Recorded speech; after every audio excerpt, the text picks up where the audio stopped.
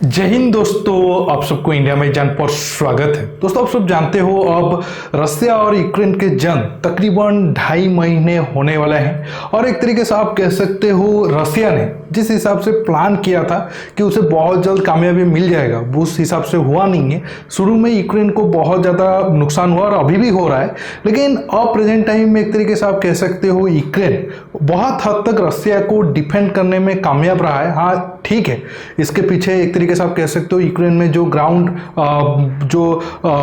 Soldier काम कर रहे हैं या फिर लड़ रहे हैं वो काफ़ी बहादुर है। इसके साथ साथ जो अमेरिका समेत वेस्टर्न कंट्री है वो यूक्रेन को हथियार देकर एक तरीके से रसिया के खिलाफ लड़ने में मदद कर रहे हैं। यूक्रेन को तो जिस हिसाब से नुकसान हुआ है वो तो 20-30 साल एक तरीके से आप कह सकते हो वो उभर नहीं पाएगा वो झटके से, लेकिन हालांकि अब रसिया को बहुत हद तक रोकने में यूक्रेन कामयाब हो रहा है। और इसके साथ साथ दोस्तों इस जंग में रसिया की टैंक से लेकर फाइटर एयरक्राफ्ट बहुत सारे हथियार जो भारत, चीन या फिर दूसरे देश इस्तेमाल करते हैं उन्हें यूक्रेन ने काफ़ी नुकसान पहुंचाया है, खासकर टैंक को लेकर। और बहुत ज़्यादा सवाल उठ रहा है कि क्या टैंक आगे जाकर मॉडर्न वारफेयर में कोई अहम भूमिका निभा सकता है या नहीं निभा सकता है। अगर रसिया जो टैंक इस्तेमाल कर रहा है T-90 का एक तरीके से वेरिएंट, उनको अगर नुकसान पहुंच रहा है, क्या भारत की T-90 या फिर T-72 चीन पाकिस्तान जंग में कामयाब हो पाएंगे, उसके ऊपर कभी अलग बात करेंगे।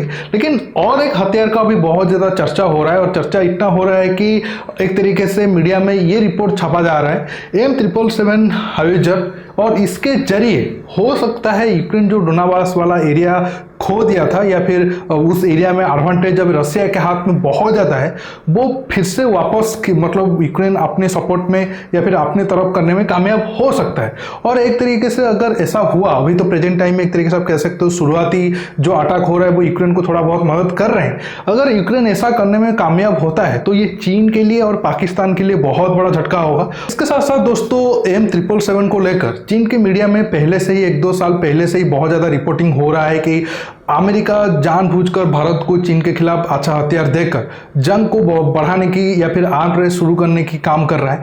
आज हम इसी टॉपिक पर बात करेंगे। जानने के लिए आप आखिर तक की वीडियो को देखते रहिए और ज़्यादा से ज़्यादा लाइक शेयर करना बिल्कुल मत भूलिए। और दोस्तों हेडलाइन देखिए, how American M777 howitzer could turn the tide of Ukraine war. मतलब ये खासकर ये बताया जा रहा है कि जैसे मैंने आपको कहा डोनाबास वाला एरिया अगर आप मैप में देखोगे तो अब रसिया ने तकरीबन 2.5 महीने जंग करने के बावजूद भी कीव को लेने की जो प्लान था रसिया का वो कामयाब नहीं हुआ। अब रसिया थोड़ा पीछे हट रहा है, कीव एरिया को ज़्यादा फोकस नहीं कर रहा है, क्योंकि पहले रसिया को लगता था अगर कैपिटल फॉल हो जाएगा, अगर कीव रसिया के कंट्रोल में चला आएगा जो पहले सोवियत जमाने में एक तरीके से आप कह सकते हो उनका राजधानी था, मॉस्को से भी ज्यादा पावरफुल कीव था, तो ऑलरेडी यूक्रेन की बाकी एरिया भी गिर जाएंगे या फिर वो कंट्रोल रसिया के हाथ में चला आएगा। कीव एरिया को ना जीत पाने के बाद अब रसिया का सारा फोकस डोनाबास या फिर उसके आसपास वाला एरिया है। आप देखिए ये मार्च 24 का इमेज है, आप देख सकते हो जो बिल्कुल डार्क पिंक है उस एरिया पर 100% रसिया का कब्जा हो गया था। और कुछ एरिया पर आपको दिखेगा कि ये वाला एरिया, मतलब ये वाला एरिया में रसिया और यूक्रेन की लड़ाई चल रहा था। ये मार्च 24 का मैप है। अगर आप अब 2-3 दिन पहले की मैप देखोगे इसी महीने का, आप देख सकते हो लगभग ये जो एरिया में थोड़ा बहुत लड़ाई चल रहा था वो सब एक तरीके से रसिया के हाथ में फॉल हो गया है और एक बहुत बड़ा एरिया अब रसिया की कंट्रोल में है। पहले तो सिर्फ ये इतना वाला एरिया पर विवाद था और इतना सा एरिया में इतना वाला एरिया सिर्फ रसिया के कंट्रोल में था, लेकिन जंग होने के बाद आप देख सकते हो कितना बड़ा एरिया पर रसिया का कब्जा हो चुका है। और जो रसिया का प्लान है अगर उस हिसाब से चला तो ये जो एरिया रसिया ने कब्जा किया है उसे तोड़कर एक तरीके से रसिया का अलग देश बना देगा और उस देश का नाम भी वो पहले से सोच कर रखे, नया रसिया या नवो रसिया, उस टाइप का उसका नेम होगा। और एक तरीके से ये बफर जोन बनाने की कोशिश है। अगर आप देखोगे यूक्रेन और ये रसिया रहा, ये बीच का एक तरीके से रसिया बफर जोन बनाने की प्लान करेगा ताकि उस एरिया में कंट्रोल रहेगा तो जो मेन लैंड रसिया है वो कुछ हद तक सेफ रहे। ये तो आगे जंग खत्म होने के कुछ महीने के बाद बहुत और ज्यादा पिक्चर क्लियर होगा, लेकिन अब यूक्रेन की कोशिश से वो अब M777 हाइवेजर के जरिए ये जो वाला एरिया है उस एरिया को बचा कर रखे। और जैसे मैंने आपको कहा कैसे कीव को जीतने में रसिया फेल हो रहा है, उसी रिगार्डिंग एक रिपोर्ट भी वेस्टर्न मीडिया में बहुत ज़्यादा चर्चा में चल रहा है। रसिया की आर्मी को एक तरीके से आप कह सकते हो बहुत ज़्यादा झटका पहुंचा है। जस्ट उसका एक एग्जांपल देखिए, रसिया की आर्मी इस ब्रिज, इस नदी को पार करने की कोशिश कर रहे थे, उनका एक बैटालियन, लेकिन यूक्रेन आर्मी के अटैक से तकरीबन उस बैटालियन को बहुत ज़्यादा नुकसान हुआ। सारे लोग तो एक तरीके से आप कह सकते हो बहुत हद तक मारे गए, और कुछ हद तक जो अपने इक्विपमेंट थे, लगभग टैंक, ट्रक वगैरह सब कुछ मिलाकर 72 एक तरीके से आप कह सकते हो इक्विपमेंट को ये सारे छोड़कर वहां से भाग गए या फिर बहुत हद तक मारे भी गए। तो इसी वजह से रसिया अब सारा फोकस कीव को छोड़कर ये वाला एरिया में लगाने की कोशिश कर रहा है, और यूक्रेन की सेना को अब थोड़ा बहुत हिम्मत आ रहा है, नहीं अभी जो यूरोपियन यूनियन है उनको थोड़ा बहुत हथियार दे रहे हैं, और रसिया जिस स्पीड से बढ़ रहा था वो उस स्पीड से नहीं बढ़ पाया है, तो उनको लग रहा है कि अभी वो भी फॉरेन कंट्री की मदद से ये वाला एरिया को भी फिर से वापस लेने में कामयाब हो पाएंगे। अगर M777 हाइजर की बात करें तो अभी 90 के करीब अमेरिका ने दिया है यूक्रेन को, और 10 ब्रिटेन और कनाडा ने दिए हैं, सॉरी ऑस्ट्रेलिया और कनाडा ने 6-4 ऐसे करके दिए हैं। टोटल 100 M777 अभी यूक्रेन को मिला है। हालांकि यूक्रेन के पास पहले से M777 को इस्तेमाल करने का कोई ये नहीं था, एक्सपीरियंस नहीं था, ये पहली बार M777 इस्तेमाल कर रहे हैं। इसलिए पिछले 2 हफ्ते से अमेरिका तकरीबन 300-400 यूक्रेन आर्मी के सैनिकों को लाकर ट्रेनिंग दे रहा है, ताकि वो कैसे M777 हाइजर को चला सके या फिर उसको मेंटेनेंस कर सके, उनको सारा ट्रेनिंग दिया जा रहा है। इसके साथ तो अभी आपके मन में सवाल आएगा, अभी यूक्रेन के पास तो कोई एयरफोर्स तो नहीं है। मान लो इस एरिया में M777 तैनात है, तो रसिया इस एरिया पर अगर एयर स्ट्राइक कर दिया तो फिर वो जहां जितने भी आप M777 इस एरिया में तैनात कर दो, वो तो कुछ काम नहीं कर पाएंगे।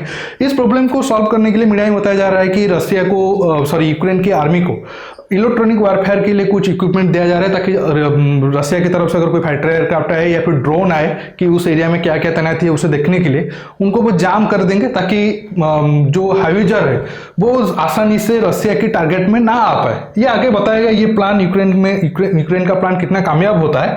अगर आप M777 की बात करो, M777 ये पहली वार नहीं है M777 का, ये लेटेस्ट वार है जिसमें M777 इस्तेमाल हो रहा है या फिर होने जा रहा है। इससे पहले अफगानिस्तान में आप देख लो 2001 से 2021 अमेरिका ने इस्तेमाल किया, इराक सिविल वार में, सीरियन सिविल वार में, यमनी सिविल वार में भी इस्तेमाल हुआ है, और जो सऊदी अरब और यमन के सेना जो अटैक कर रहे थे हुती विद्रोहियों के ऊपर, तो ये तो एक बैटल टेस्टेड है। और इसका मैक्सिमम रेंज जो M777 में गोला बारूद इस्तेमाल होता है, जो आप देख सकते हो एक्सकैलिबर XM982, इसका हाईएस्ट ये है कि ये 40 किलोमीटर तक मार कर सकता है। इसके बाद M107 ये 21 किलोमीटर, M795 ये 22.5 किलोमीटर, और M795E1 ये 30 किलोमीटर तक मार कर सकता है। अभी आप सब जानते हो माउंटेन एरिया में, अभी अगर भारत के हिसाब से देखें, चलो ठीक है रसिया यूक्रेन जो ग्राउंड में जो बैटल हो रहा है वो एक हद आप कह सकते हो प्लेन एरिया है या फिर मॉड एरिया है, उसमें तो ये कारगर साबित होगा ही होगा। ज्यादा आपको M777 जैसे हाविजर गन के आपको ज्यादा या फिर ज्यादा इंपोर्टेंस इनका माउंटेन वारफेयर में है। आप सब जानते हो कारगिल के टाइम में बोफोर्स गन के जरिए भारत ने पाकिस्तान को बहुत ज्यादा नुकसान पहुंचाया था। हालांकि उसके बाद भारत ने और कोई डील नहीं किया था बोफोर्स का, क्योंकि बोफोर्स स्कैंडल के कारण, या फिर बहुत टाइम के बाद जाकर हम M777 की तरफ गए। दोस्तों अगर भारत की बात करें तो भारत के पास तकरीबन 150 M777 हाइजर है, और आप देखो ये 2021 में ही चाइना ने M777 हाइजर और चिनूक हेलीकॉप्टर, अपाचे हेलीकॉप्टर को लेकर ऑलरेडी उनके मीडिया में चर्चा में आ गया था कि नहीं इससे आर्म रेस शुरू हो रहा है, या फिर उस एरिया में भारत एडवांस हथियार तैनात करके चाइना को उकसा रहा है। M777 हाइजर उस एरिया में तैनात होने से, या फिर माउंटेन एरिया में जैसे हमारा लद्दाख हो गया या फिर अरुणाचल प्रदेश हो गया, उस एरिया में तैनात होने से फायदा ये होगा। आप देख लो ये पैंगोंग झील का तस्वीर है, हालांकि उससे ज्यादा हाइट वाला आपको माउंटेन भी मिल जाएगा। अगर मान लो कि उसके ऊपर चाइना की सेना तैनात है या फिर इसके पीछे थोड़ा तैनात है, इस चोटी के पीछे आप मान लो, तो आसानी से हम M777 हाइजर से आर्टिलरी फायर करके उनको तबाह कर सकते हैं या फिर नुकसान पहुंचा सकते हैं। और ऐसा नहीं है कि चीन के पास ऐसा M777 जैसा हाइजर नहीं है, हाँ उनके पास भी हाइजर है, लेकिन क्वालिटी वाइज अगर आप देखोगे या फिर टेक्नोलॉजी वाइज देखोगे तो M777 एक बेहतरीन हाइजर है। इसी वजह से इसी क्लास में चीन को ये डर लग रहा है कि नहीं ऐसा आर्टिलरी अगर भारत के पास आएगा तो जंग के मैदान में आर्टिलरी वाली सेक्शन में भारत की बढ़त होगी। तो ये एक मेन वजह था चीन का नर्वस होने के पीछे। लेकिन एक अच्छा है कि भारत ने तकरीबन ये डील करके और ये सारे सिस्टम को बॉर्डर एरिया में तैनात करके रखा है। सिर्फ ये वाले नहीं, बाकी और भी बहुत सारे एडवांस हथियार हम चीन के खिलाफ तैनात करके रखे हैं। इसी वजह से चीन लद्दाख में जो हिसाब से एग्रेसिव दिखाने की कोशिश कर रहा था वो नहीं कर पाए। दोस्तों आज के टॉपिक में बस इतना ही। आपको ये वीडियो कैसा लगा नीचे कमेंट बॉक्स में कमेंट करके बताइए, और ये वीडियो को ज़्यादा से ज़्यादा लाइक शेयर करने के साथ साथ आप मेरे चैनल को सब्सक्राइब करिए, और सब्सक्राइब बटन के पास जो बेल आइकन है उसे प्रेस करिए ताकि आगे आप मेरे आने वाले वीडियो को मिस ना कर सके। दोस्तों रुकता हूँ, बहुत जल्द और एक नए टॉपिक के साथ मिलूंगा। नमस्कार, जय हिंद।